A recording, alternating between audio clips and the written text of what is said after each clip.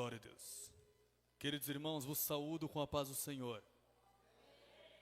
Vamos nos colocar sobre os pés, vamos fazer uma rápida oração, para que assim Deus possa falar conosco esta noite por meio da sua sagrada palavra. Curve a sua cabeça comigo e oremos ao Senhor. Senhor nosso Deus e Pai, graças damos ao Senhor por mais uma vez termos o privilégio de estarmos em sua presença, em sua casa, para juntos louvarmos e engrandecermos ao teu santo e eterno nome, na beleza da tua majestade. Deus, desta feita aprenderemos o Senhor por meio da tua palavra. Abra, Senhor, o nosso intelecto, a nossa mente e queime o nosso coração, para que assim, ó Deus, a tua palavra esteja penetrada dentro de nós. Nos abençoe uma vez mais, em nome de Jesus. Amém. Os irmãos podem se assentar em nome de Jesus. Mais uma vez a paz do Senhor Jesus a todos vocês. Irmãos, continuando aqui as nossas sextas-feiras, estamos tratando acerca de seitas e heresias. Deus colocou esse assunto no coração do pastor. É um assunto muito pertinente, principalmente aos nossos dias, onde tantas coisas têm entrado dentro do meio do povo de Deus, que infelizmente, lamentavelmente, as nossas igrejas têm aberto as portas para esses movimentos sectários. Então nós precisamos sempre estar batalhando e lutando pela boa fé cristã. Nós trabalhamos 2 sextas-feiras já aqui. A primeira nós abrimos com uma introdução, falamos acerca de uma introdução do que é seita e heresia. Na semana passada o pastor trabalhou acerca de alguns movimentos sectários que existem no Brasil. E hoje nós trabalharemos acerca, talvez, da maior denominação religiosa do mundo. Talvez o movimento religioso mais importante do planeta. Falaremos acerca da Igreja Católica Apostólica Romana. Entenda bem, eu vou me utilizar do termo romanismo todas as vezes que eu me deferir à Igreja Católica. Por quê, irmãos? Porque eu tenho um conceito de que a palavra católico significa universal. Igreja nós somos. Então, se formos transliterar nas suas próprias palavras, nós também somos uma igreja católica. Afinal de contas, nós fazemos parte da igreja universal, da igreja de Deus na terra. Nós só não somos romanos. A igreja de Cristo é uma igreja católica, contudo ela não é somente uma igreja romana. Bem colocado isso aqui? Então a palavra que me utilizarei a falar da Igreja Católica Apostólica Romana é a palavra romanismo. Então todas as vezes que eu mencionar a palavra romanismo, os irmãos já sabem do que eu estou falando. Uma coisa também que eu quero salientar a todos, principalmente aos que me ouvem nas redes sociais, aqui não é um ataque ou algo parecido com isso.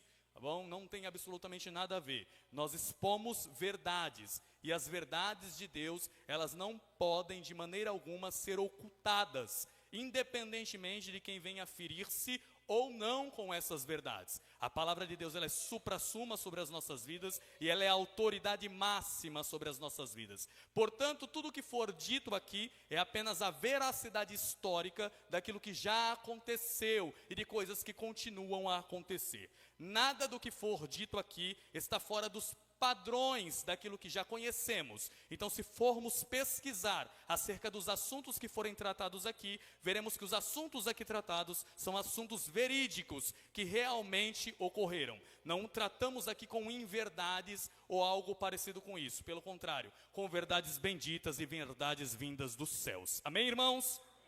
Isto posto, irmãos, eu gostaria de começar a minha fala informando aos senhores que vamos dividir esta fala em 2 momentos.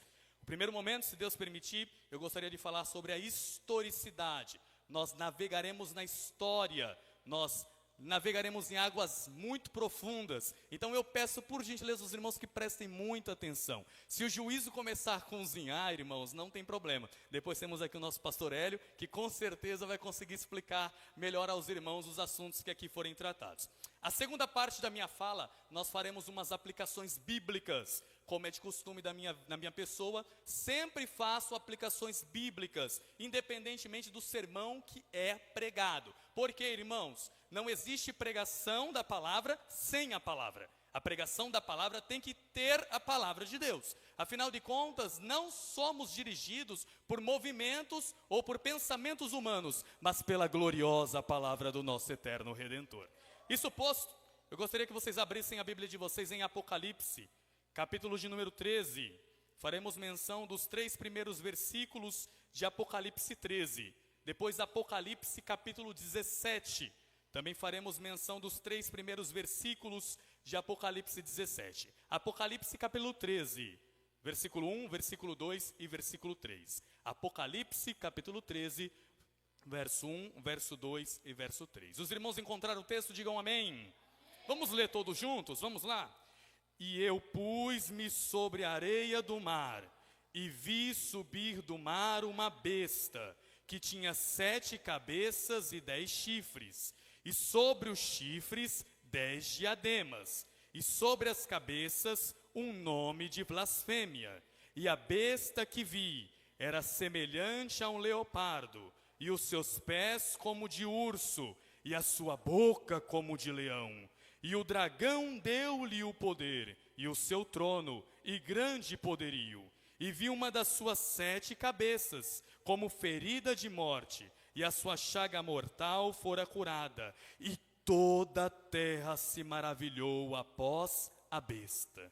Apocalipse capítulo 17, os 3 primeiros versículos também, por gentileza. Apocalipse capítulo 17, vamos juntos? E veio um dos 7 anjos, que tinham as 7 taças, e falou comigo, dizendo-me: vem, mostrar-te-ei a condenação da grande prostituta, que está assentada sobre muitas águas, com a qual se prostituíram os reis da terra, e os que habitam na terra se embebedaram com vinho da sua prostituição. E levou-me em espírito a um deserto, e vi uma mulher assentada sobre uma besta, de cor escarlata, que estava cheia de nome de blasfêmias, e tinha 7 cabeças e 10 chifres.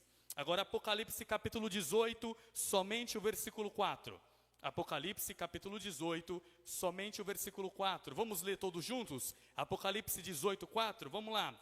E ouvi outra voz do céu que dizia: sai dela, povo meu, para que não seja participante dos seus pecados e para que não incorra nas suas pragas. Louvado seja o nome do Senhor. Levando em conta o plano de fundo histórico, irmãos, eu gostaria de trabalhar a escatologia bíblica na forma historicista dela. Nós só podemos compreender as profecias bíblicas, irmão Diogo, se compreendermos a história, porque a história comprova a veracidade das profecias. As profecias são cumpridas com o passar da história. Portanto, quando analisamos a história, vemos como Deus tem falado e como sua palavra é a verdade. Jesus veio na plenitude dos tempos. Nós temos 4 evangelhos: o evangelho de Marcos, o evangelho de Mateus, o evangelho de Lucas e o evangelho de João. Jesus veio cumprir tudo que sobre ele estava escrito no Antigo Testamento. Ele inicia seu ministério com 30 anos de idade, é batizado por João Batista no Rio Jordão e sai a apregoar o evangelho da verdade. A saber que Jesus não pregava como os fariseus, como os saduceus, como os doutores da lei. Ele pregava com autoridade, porque os cegos viam, os mudos falaram, os surdos ouviam, os mortos eram ressuscitados e a todos era pregado o evangelho da verdade. Portanto, esse Jesus que começara a pregar com autoridade foi perseguido, foi caluniado, foi preso e na quinta-feira mais triste da história foi sentenciado à morte e morte de cruz. Prenderam-no, bateram nele, escorraçaram com ele, acabaram com ele, colocaram nele uma sexta-feira, a sexta-feira mais triste da história, numa cruz. Naquele madeiro entre os céus e a terra, ele salvou a minha e a sua alma. Naquele madeiro entre os céus e a terra, ele trouxe a vida eterna a todos nós que estamos aqui esta noite. E só estamos aqui esta noite porque o nosso Nazareno morreu naquela cruz. Ele tombou o seu espírito e entregou-lhe ao Pai e disse: está consumado, tetelestai. Para o alívio do sinédrio judaico, para o alívio do povo judeu, Jesus morreu. Calaram o mestre da Galileia, calaram o rabi da Galileia, colocaram ele no sepulcro, numa sepultura nova, na sepultura de José de Arimateia. Colocaram portas e guardas às portas, e tudo tranquilo. Até que num domingo, algo extraordinário aconteceu. Uma bomba explodiu no arraial do inimigo. Jesus ressuscitou para a glória de Deus Pai. O túmulo fora aberto, não aberto de fora para dentro, mas de dentro para fora. O Rabi da Galileia está ressurreto para a glória de Deus Pai e vive para todos sempre. E Jesus então começa, nos 40 dias que esteve com seus discípulos ressurreto, dá a eles uma mensagem. E que mensagem é essa? Ide por todo mundo, pregai o evangelho a toda criatura. Quem crê e for batizado, será salvo. Quem não crê, está condenado. E ele disse também, vocês me serão testemunhas em Jerusalém, em toda a Judeia, em Samaria e até os confins da terra. Quando começamos a ler Atos dos Apóstolos, vemos que essa palavra de Jesus se cumpre, porque de Atos capítulo 1 a Atos capítulo 8, o evangelho é pregado em Jerusalém e em toda a Judeia. Em Atos capítulo 8, o evangelho chega a Samaria por meio da pregação de Felipe. E a partir de Atos capítulo 9, o evangelho é levado a todo mundo por meio da conversão do apóstolo Paulo. A saber, a conversão do apóstolo Paulo é a conversão mais importante da história. A conversão do apóstolo Paulo só não é mais importante do que a minha conversão. A conversão do apóstolo Paulo não é mais importante somente que a sua conversão, mas a conversão do apóstolo Paulo é a maior conversão da história, porque Deus levanta este homem para ir até os confins da terra, para pregar o evangelho do reino. Ele vai a todos os caminhos pregando e ensinando, implantando igrejas e dizendo que Jesus é o Senhor, para a glória de Deus Pai. Mas Atos dos Apóstolos encerra a sua narrativa no capítulo 28, com Paulo preso na cidade de Roma, e aí não tem mais informações na Bíblia Sagrada acerca do que acontecera depois disso. Nós sabemos à luz da história que o apóstolo Paulo foi decapitado a mando do imperador Nero no ano de número 64 da nossa era.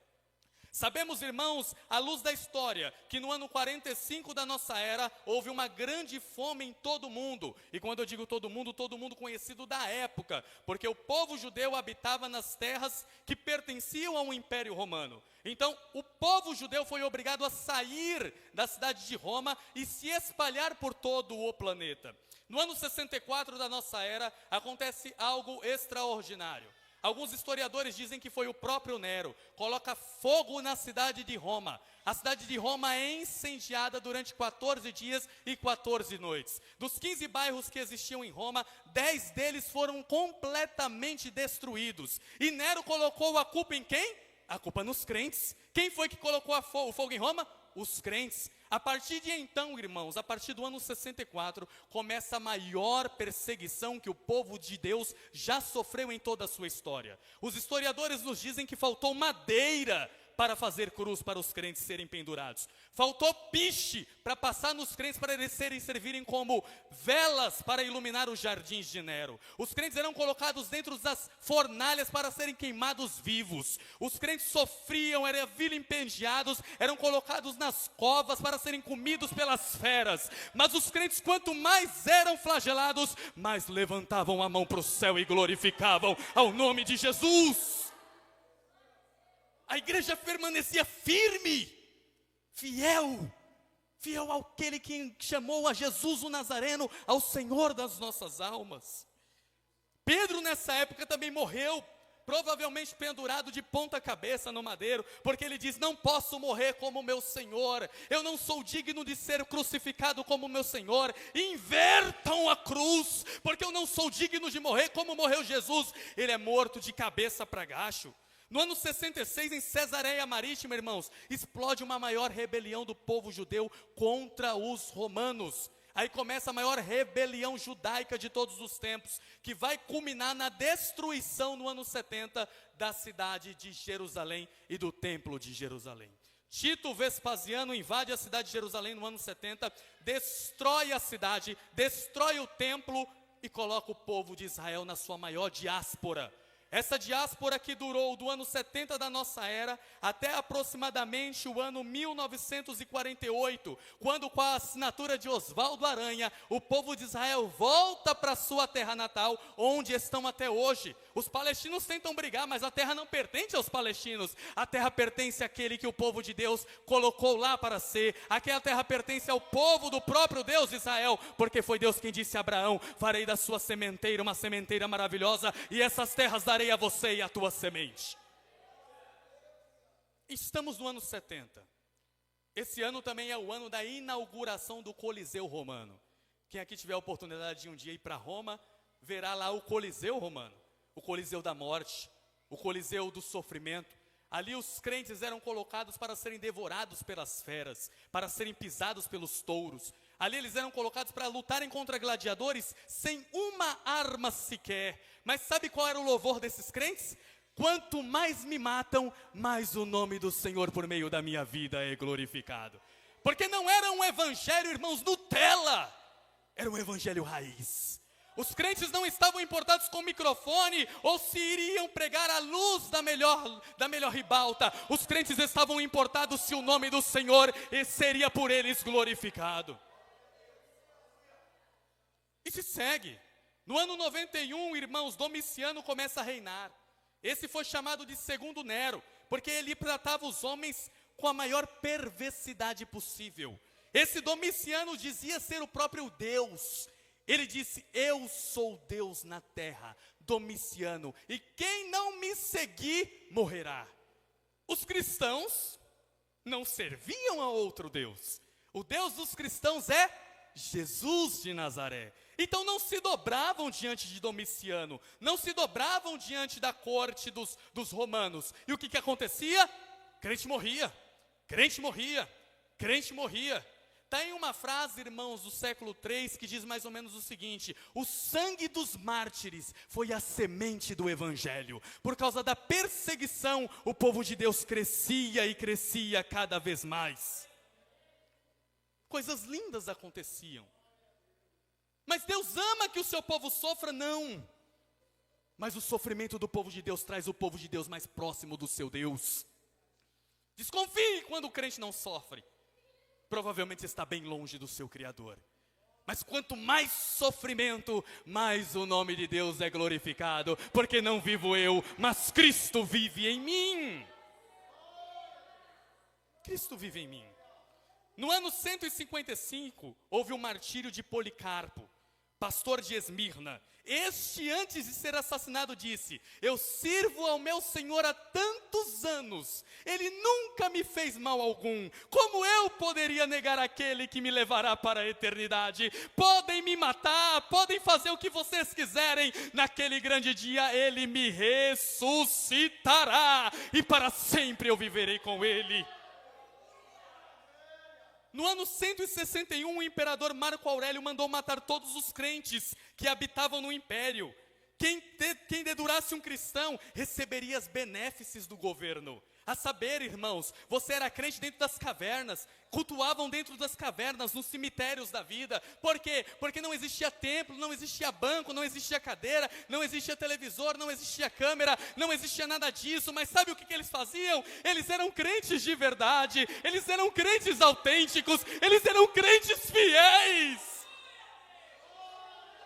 Pastor, não era um evangelho superficial, paupérrimo, fraco. Era um evangelho cristocêntrico, teocêntrico, bibliocêntrico. Era um evangelho para a glória e o louvor do nome do Senhor. Que vergonha que eu tenho, irmãos, de ser esse crente que eu sou. Quando eu olho para esses homens, eu me sinto um nada. Naquele grande dia, é o dia dos galardões. Imagine o tamanho da estrela que brilhará no céu desses homens. E nós, como uma poeira cósmica, nem seremos vistos. É, pastor? É. Porque é só um pouquinho para o crente desviar. É só uma palavra mais dura do pastor para o crente ficar com raiva. É. Imagine ser jogado na cova dos leões. Ser comido pelas feras, ser pisada pelos touros.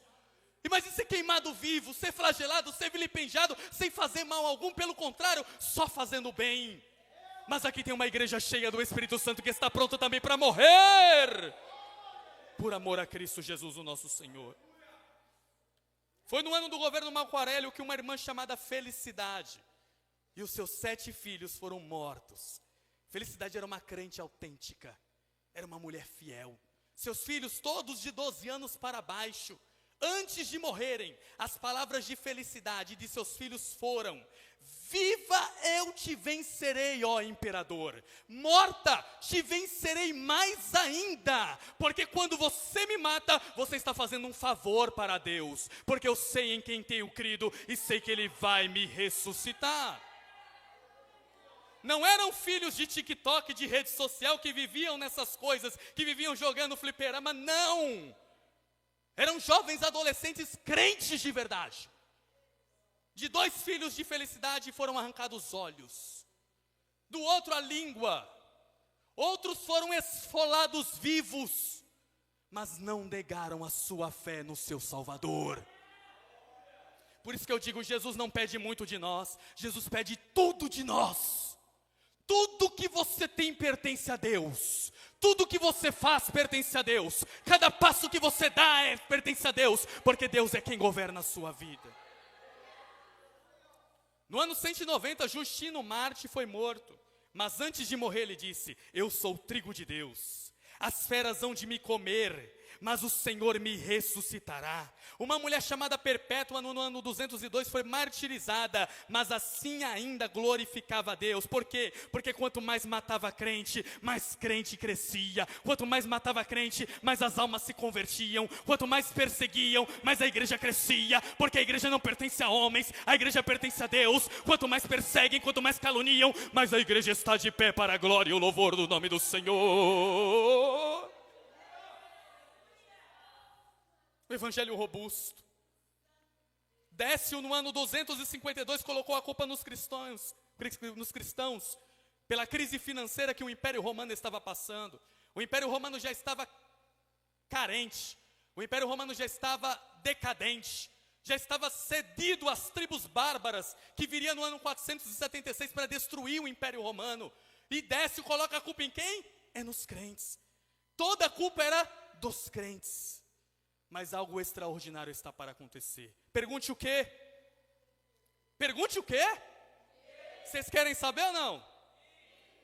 No ano 313, um imperador chamado Constantino tem uma visão. E nessa visão dizia: se seguires o sinal da cruz, vencerás. O imperador vai para a batalha e ele ganha a batalha.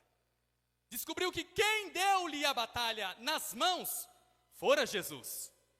Antes ele que seguira Mitra, seguira aos cultos pagãos romanos, agora se converte ao cristianismo. Por que eu coloquei aspas, irmãos? Porque a conversão de Constantino não pode ser autenticada. Eu não estou dizendo que Constantino não está na glória, e também não estou dizendo que Constantino está no inferno. Não sei. Assim como eu não sei da salvação de cada um dos meus irmãos que aqui estão. Concordam comigo? Mas a conversão de Constantino traz uma tranquilidade aos crentes. Porque os crentes que antes eram perseguidos, agora são aplaudidos. A igreja que antes era caluniada, agora é colocada sobre a luz da ribalta. O cristianismo que antes era maltratado, agora faz parte do império. E mais do que isso, Constantino diz que não somente faz parte do império, mas é a principal religião do Império Romano. É coisa boa ou não é? Não, não é. Não. Sabe por que não é, irmãos? Porque agora a porta de conversão não é o caminho para entrar na igreja. O caminho para entrar na igreja é a conveniência. Não temos mais crentes autênticos. Temos crentes que pagam pela salvação. A partir do ano 313, a partir do 4º século, a igreja que era santa, perfeita e agradável aos olhos de Deus, começa a se corromper. E é aqui que eu quero entrar. A igreja católica, irmãos, é a continuidade dessa igreja que se corrompeu. Dessa igreja que abandonou os primórdios. Dessa igreja que abandonou a verdade da Escritura Sagrada. O que pode acontecer conosco também, se as Assembleias de Deus amanhã fecharem as portas para a palavra de Deus, vai de mal a pior. O seu fim será terrível, assim como aconteceu com o romanismo. Isso posto, irmãos, eu quero trabalhar com vocês algumas heresias que se levantaram durante esses séculos que se seguiram. No ano 614, o imperador Focas concede ao bispo de Roma o título de bispo universal da igreja. Repare que nós tínhamos 5 sés: a sé de Jerusalém, a sé de Constantinopla, a sé de Alexandria, a sé de Antioquia e a sé de Roma. Mas os padres começaram a guerrear entre si para saberem quem era a igreja que tinha primazia, quem era a igreja que tinha preeminência, quem era a igreja que era mais importante. Repare que quando os homens começam a guerrear entre si para saber quem é o mais importante, a obra de Deus decai, a obra de Deus desanda, porque na obra de Deus não tem homem importante, não tem estrelas no reino de Deus. O único que brilha aqui é o sol da justiça, o nosso eterno Redentor. Mas os homens começaram a brigar para saber quem era a igreja que tinha primazia. Então, no ano 604, o imperador Focas concede ao bispo de Roma o título de bispo universal da igreja. Mas Gregório, que era o padre lá em Roma, disse: eu não posso receber esse título. O homem que receber esse título de principal pastor da igreja é o anticristo. Mas no ano 607 da nossa era, Bonifácio III aceita para si o título, começando a partir desse instante o papado romano. Elton, você pode me perguntar, o papado romano não começou lá com Pedro? Porque a Igreja Católica ensina que o papado começou lá com Pedro. Não. Pedro nunca foi papa. Os sucessores de Pedro nunca foram papas.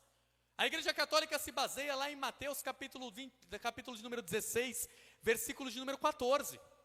Vocês lembram o que está escrito lá? Jesus está lá no alto de Jerusalém, lá onde nasce o Rio Jordão, lá nas fraldas do Monte Hermon, lá em Cesareia de Filipe. E há um questionamento entre os discípulos. E Jesus faz uma pergunta a eles: o que dizem por aí sobre o Filho do Homem? Quem dizem ser o Filho do Homem? E eles diziam entre si: uns dizem que tu és João Batista, outros que tu és Elias, outros dizem que tu és um dos profetas. Todo mundo errado. Jesus pergunta: e vocês? Quem vocês dizem que eu sou? E Pedro, com autoridade, diz: tu és o Cristo, o Filho do Deus vivo. Esse esperando receber de Jesus talvez um elogio. Poxa, Pedro, você é o cara, parabéns, acertou. Mas Jesus não diz isso a Pedro, diz: Simão Barjonas, isso foi te revelado dos céus, porque se não fosse te revelado dos céus, tu não saberias. Pois te digo que tu és Pedro, e sobre esta pedra edificarei a minha igreja, e as portas do inferno não prevalecerão contra ela. Então o romanismo pega esse texto e fala que Pedro é a rocha sobre a qual a igreja está edificada, tirando do contexto o texto original. Porque, irmãos, na língua grega, que é a qual o texto foi escrito, tem 2 palavras para pedra. Uma palavra para pedra ali é a palavra Petros. Petros é fragmento de pedra. Petros é pedra pequena. E tem uma outra palavra para pedra que é Petra. Petra é maciço rochoso, é rocha inabalável. Jesus está dizendo para Pedro: Pedro, tu és fragmento de pedra, mas sobre esta rocha inabalável que sou eu edificarei a minha igreja, e as portas do inferno não prevalecerão contra ela. Há uma segunda verdade no texto, que é a palavra essa e a palavra esta. Há uma grande diferença entre a palavra essa e a palavra esta. Se eu pegar esse lenço e colocá-lo aqui no altar, eu digo essa ou esse lenço. Se eu pegar o lenço e trazer para mim, eu digo este lenço. O que Jesus está dizendo? Pedro, tu és pedra pequena, mas sobre esta pedra que sou eu, edificarei a minha igreja, e as portas do inferno não prevalecerão contra ela. Outra coisa, porque o romanismo está errado quanto à ideia de que Pedro é o primeiro papa. Por quê? Porque Pedro, versículos depois, no versículo 23 do capítulo 16, vai começar a julgar Jesus. Jesus disse, eu tenho que ir a Jerusalém, tenho que ser morto. Pedro diz, não faças isso, tenha dó de ti, tenha dó da sua alma. Jesus diz o que para Pedro? Para trás de mim, Satanás, porque não conheces os desígnios de Deus e para mim tu és pedra de tropeço. Se a igreja estivesse edificada sob Pedro, nós estaríamos perdidos. Porque Pedro é o crente que outrora está nas alturas e outra hora está nas profundidades. É o Pedro montanha-russa, que uma hora está bem e outra hora está mal. Mas a igreja está edificada sobre aquele que sempre está bem. Jesus de Nazaré, a rocha inabalável, louvado seja o nome dele. Isso posto, o catolicismo mente e o romanismo mente, informando que Pedro é o primeiro papa. Quero passar alguns slides, se o tempo me permitir, e assim dará certo. Quem não é a igreja romana? A igreja romana não é a igreja do século I ao século IV. Lembra na história o que nós narramos aqui? A igreja do século I ao século IV é uma igreja o quê? Uma igreja fiel, uma igreja perseguida, uma igreja santa, uma igreja inabalável, uma igreja alicerçada na doutrina dos apóstolos, uma igreja alicerçada na palavra de Deus. Mas a partir do século IV, o que acontece com essa igreja? Ela se deteriora. E eu gostaria de nomear algumas deteriorizações dessa igreja e algumas heresias que ela seguiu. Bom, vamos lá, pode pular mais uns slides, por favor. Eu quero narrar aqui aos irmãos algumas heresias da igreja católica. Vamos lá. A primeira delas: todas as tradições humanas ensinadas e praticadas pela igreja católica, que são contrárias à Bíblia, a mais antiga e precisa são, primeiro, as preces para os mortos e o sinal da cruz. Ambas surgiram no ano 300 da nossa era. Ou seja, fazer o sinal do Padre Nosso, né? É assim mais ou menos, né? O sinal do Padre Nosso, não é isso? É do Padre Nosso, do Pai Nosso. A palavra Padre, irmão, significa Pai em latim. Então é o mesmo vernáculo, é a mesma palavra. Então o sinal da cruz e a prece para os mortos foi implantada dentro da igreja no ano 310. As velas de parafina foram introduzidas na igreja no ano 300. A veneração aos anjos e aos santos no ano 375. Todo católico de verdade venera um santo. Todo católico de verdade acende vela para morto. Mas a Bíblia diz que cabe ao homem morrer uma só vez. Depois disso segue-se o juízo. Não adianta acender vela para morto. O morto está morto e aguardando o que? O dia do juízo. Quem morreu, acabou para esse que morreu. Ou vai para o céu ou vai para o inferno. Não adianta você fazer nada com relação a essa pessoa. Missa de sétimo dia, não existe. Heresia. Purgatório, heresia. A missa, heresia. A adoração a Maria como mãe de Jesus e o seu uso, mãe de Deus, foi aplicado lá no ano 431. Maria, mãe de Deus, lembra da oração, da reza? Santa Maria, mãe de Deus, rogai por nós pecadores, agora e na hora de nossa morte. Amém. Maria, irmãos, entenda bem, tem o seu lugar de primazia. Maria é a terceira mulher mais importante da minha vida. Ela só fica atrás da minha esposa e da minha mãe. Depois vem a Dona Maria. A Dona Maria deu luz ao Salvador da humanidade. Mas a Maria é somente a Maria. A Maria não é adjuntora. A Maria não é corredentora. A Maria não é corredetriz. A Maria não é a rainha dos céus. A Maria não está viva nos céus intercedendo por nós. A Maria está aguardando o dia da ressurreição, para junto com os santos, ela ressurgir dentre os mortos e granjear a vida eterna. Se eu pudesse talvez trazer algumas palavras do mundo aí fora, diria que Maria está remoendo dentro do túmulo, de tanto que ela é adorada pelos romanos. Ela não é culpada, mas infelizmente os homens pegam os homens e fazem dos homens deuses. Infelizmente, os homens pegam os homens e fazem dos homens deuses. A doutrina do purgatório foi estabelecida primeiro por Gregório o Grande, cerca do ano de 593 na nossa era. O latim como língua das orações e dos cultos na igreja foi também imposto pelo Papa Gregório I, 600 anos após a Cristo. A palavra de Deus foi proibida, a oração e a pregação em língua desconhecida foi proibida pela igreja. A igreja proibiu a leitura da palavra de Deus para os leigos. Agora a palavra de Deus está na mão apenas dos padres, apenas dos grandes homens. Por quê? Porque se eu consigo calar o povo por meio da pregação da palavra, eu consigo instantaneamente a isso fazer o povo ser burro de cabresto. É ou não é verdade?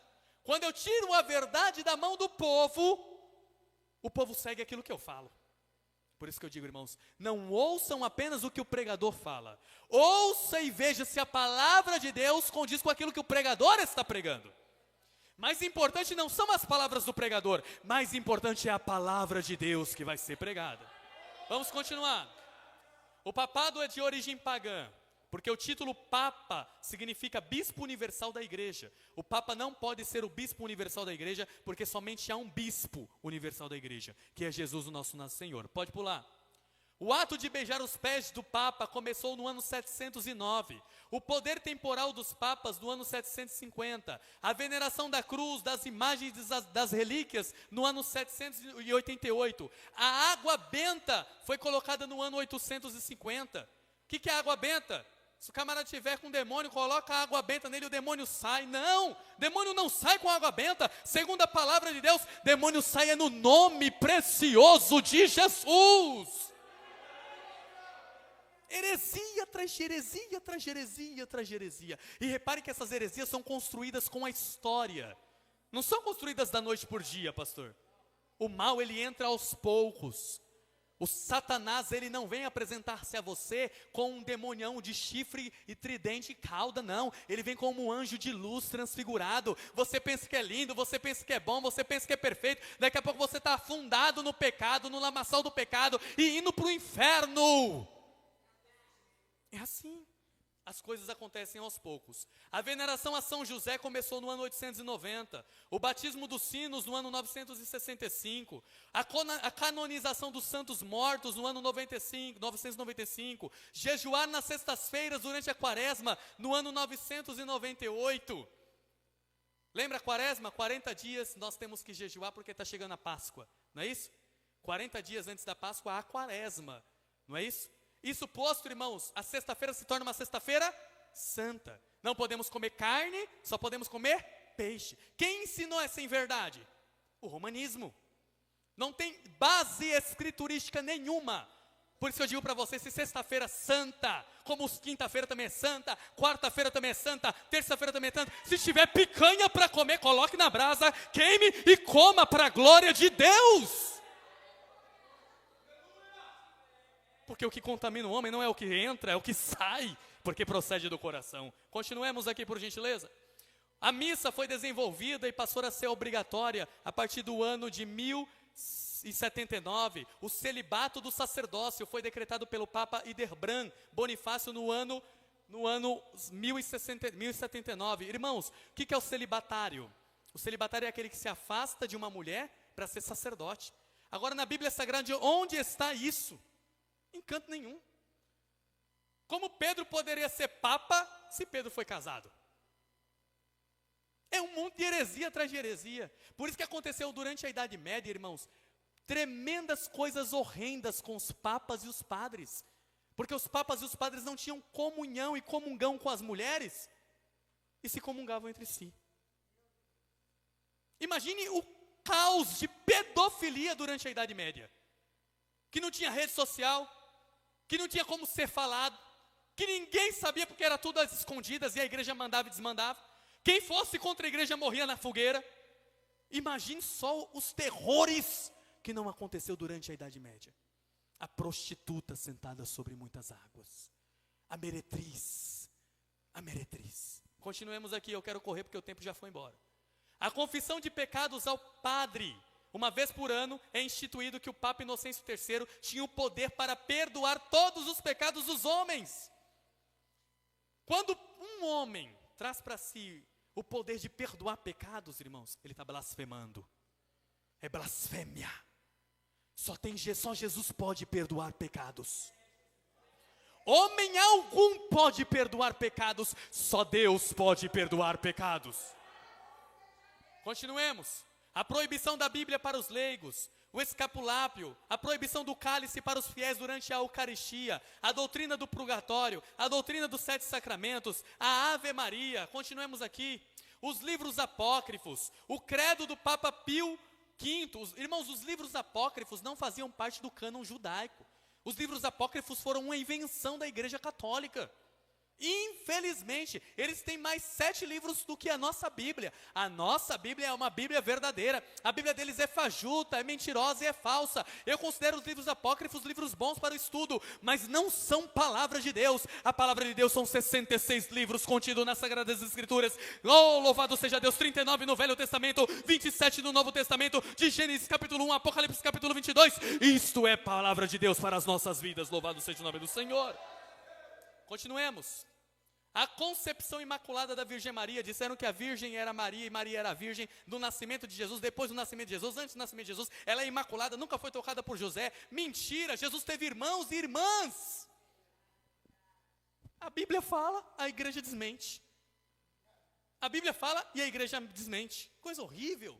O Papa Pio X, no ano 1907, condenou, junto ao modernismo, todas as descobertas da ciência moderna, porque a igreja não aprovava as descobertas que a ciência trazia. Dizia o seguinte: a Terra gira em torno do Sol. O cientista afirmava isso, e isso é a verdade. A igreja dizia: não, a Terra é o centro do universo. Mentira da igreja, foi comprovado que não. O Sol, louvado seja Deus, é o centro do sistema solar, e o universo é muito mais amplo do que aquilo que nós imaginamos.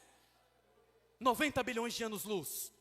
Se viajássemos à velocidade da luz, 90 bilhões, louvados anos de anos-luz, 360 mil quilômetros por segundo, demoraríamos 90 bilhões de anos para atravessar de uma ponta do universo a outra ponta do universo. Mas em Isaías capítulo 43 diz que o seu Deus coloca o universo inteiro na palma das suas mãos. Continuemos para encerrarmos. No ano 1931, o mesmo Papa afirmou que a doutrina sobre a Mãe de Deus é uma doutrina primaz da igreja. Todo católico que não anuncia que a Maria é virgem, que a Maria é intercessora, que a Maria é a maior de todas, que a Maria é Mãe de Deus, não é católico.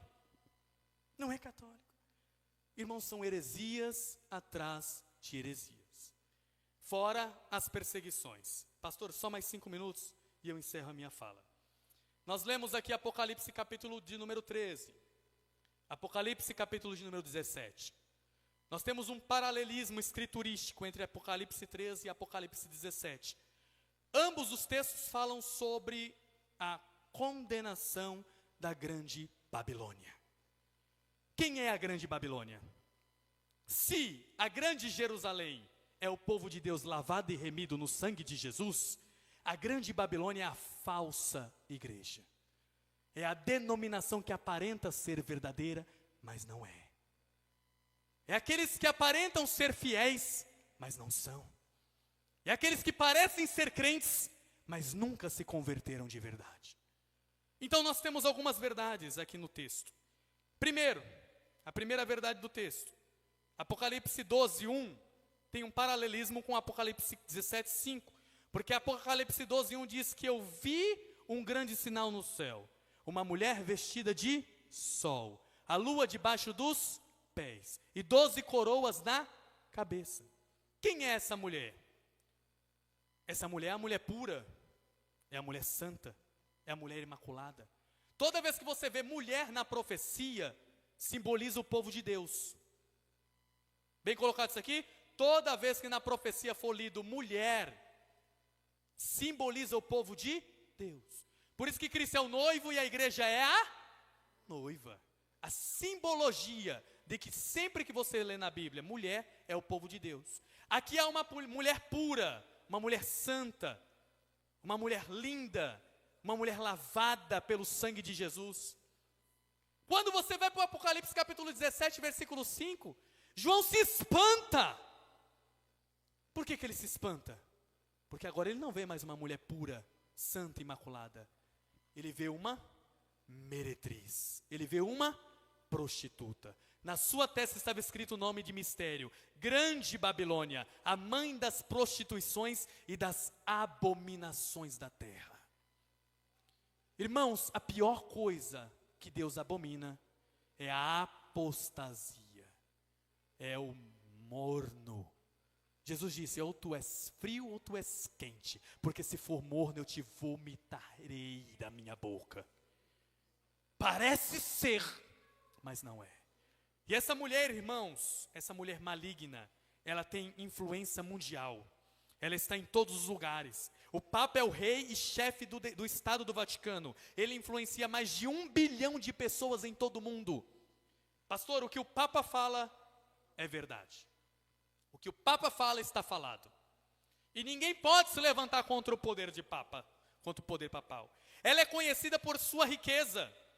Lá em Apocalipse 17:5 diz: as suas vestes são de escarlate, ela está adornada com ouro, pedras preciosas e pérolas, tem na sua mão cálice de ouro, ela é luxuosa, ela é ostentadora. A igreja romana é dona de 1/3 do território mundial.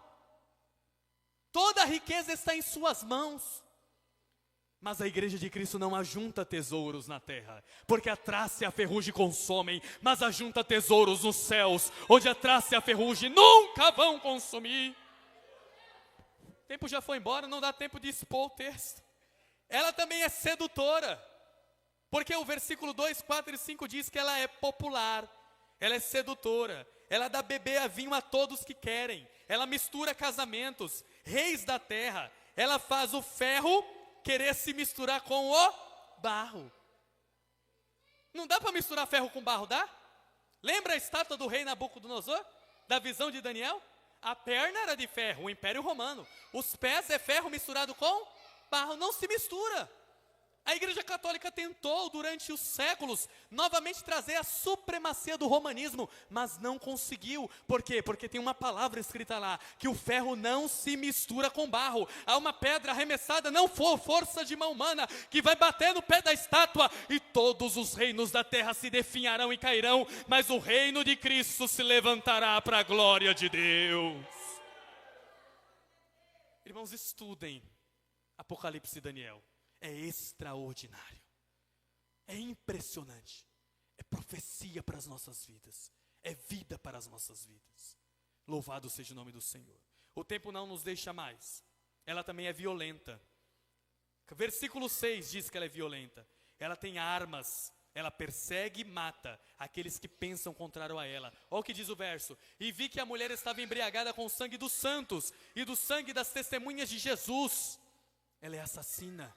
A saber, irmãos, durante a Inquisição do Santo Ofício, a igreja matou mais de 30 mil pessoas na Europa. Durante as cruzadas, ela assassinou em massa, por ordem da igreja romana, milhares de pessoas. A noite de São Bartolomeu matou mais de 70 mil huguenotes, crentes protestantes, lá na França. A mando de Catarina, a rainha católica lá da França. Por quê? Porque a igreja era perseguidora, a igreja era assassina. Quanto mais se levantavam contra ela, mais ela matava. É o romanismo transfigurado em coisa boa. É o poder de Roma no meio do povo de Deus. É a mistura daquilo que é santo com aquilo que é profano. A Era das Trevas, a Idade Média, a caça às bruxas, os albigenses na França no ano 1208, enfim.